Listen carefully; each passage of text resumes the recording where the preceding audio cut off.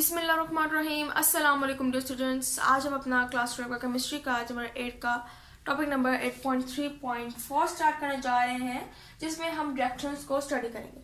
पिछले लेक्चर में हमने रिएक्टिविटी को पढ़ा था कि अल्केन्स हमारे पास लीस्ट एक्टिव होते हैं, उसके हिसाब से ये मुख्य तरह के रिएक्शन शो कर सकता है। अब पहला रिएक्शन है कंबशन।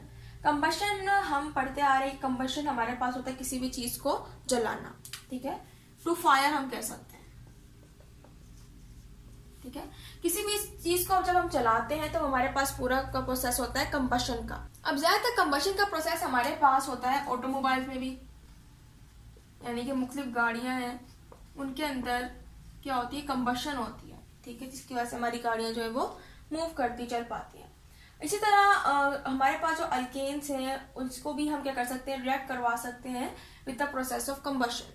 कंबशन क्या होती है, कंबशन के अंदर हमारे पास ऑक्सीजन जो है वो जरूरी होती है, यानी कि कंबशन अगर होगी तो होगी in the presence of air,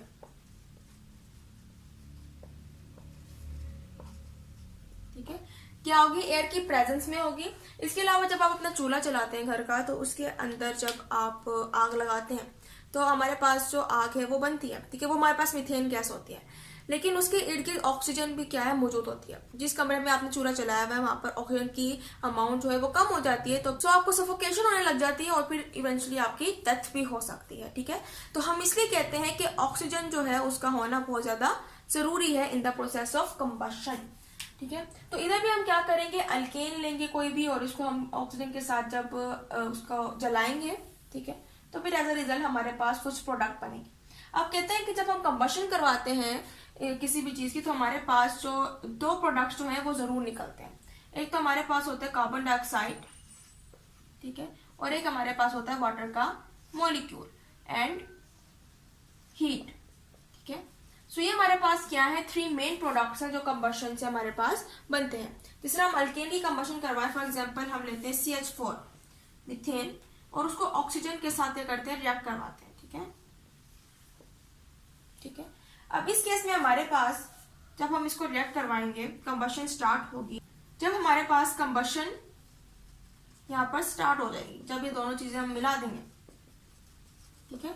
अब जैसे कंबशन स्टार्ट होगी, एज अ रिजल्ट हमारे पास प्रोडक्ट हमने बोला था कि कार्बन डाइऑक्साइड बनेगा एक, ठीक है, हमारे पास वाटर के मॉलिक्यूल्स बनेगा।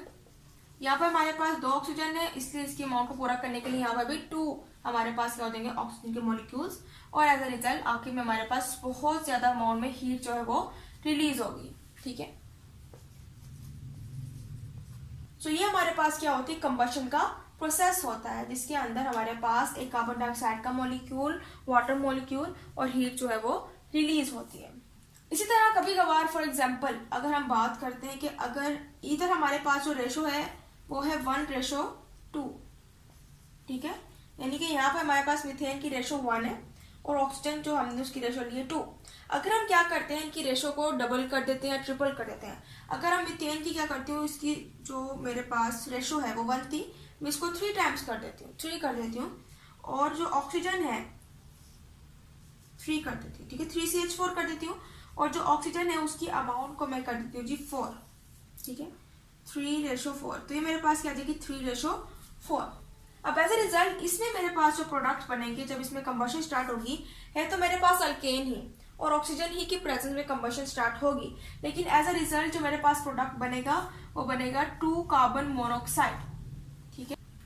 तो मेरे पास क्या बनेगा, इधर कार्बन मोनोऑक्साइड, ठीक है। पहले मेरे पास क्या बना था, कार्बन डाइऑक्साइड, मीन्स कि 2 ऑक्सीजन थे, यहाँ पर सिर्फ मेरे पास एक ही, इसलिए मैं कह रही हूँ ये मोनोऑक्साइड है, ठीक है। अब कार्बन मोनोऑक्साइड बनेगी, इसके अलावा हमारे पास वाटर के 6 मॉलिक्यूल्स निकलेंगे, और जो हमारे पास कार्बन ब्लैक है जिसको हम कहते हैं प्योर कार्बन, वो भी इसमें बन जाएगी। अब इधर क्या हुआ है कि हमारे पास जो प्रोडक्ट्स आने चाहिए थे वो नहीं आए हैं। ऊपर भी हमने वही रिएक्टेंट्स यूज किए, नीचे भी हमने वही रिएक्टेंट्स यूज किए, मीथेन ही है और ऑक्सीजन ही है, लेकिन बस उसकी रेशो को चेंज करने से हमारे पास क्या आ गया, प्रोडक्ट्स जो है वो कम्प्लीटली चेंज हो गए। अब हमारे पास इधर 1:2 थी, ठीक है, ये बैलेंस थी, लेकिन इधर मेरे पास थी 3:4। अगर मैंने इसको 3 टाइम्स बढ़ाया है मीथेन की उस रेशो को, तो मेरे पास ऑक्सीजन की रेशो भी 3 टाइम्स होनी चाहिए थी, मीन्स कि यहाँ पर मेरे पास जो रेशो है वो क्या होनी चाहिए, 6। फिर ये मेरे पास क्या होता कि मेरे पास कार्बन डाइऑक्साइड मॉलिक्यूल्स निकलते, वाटर के मॉलिक्यूल्स निकलते हैं और बहुत ज्यादा हीट रिलीज होती है।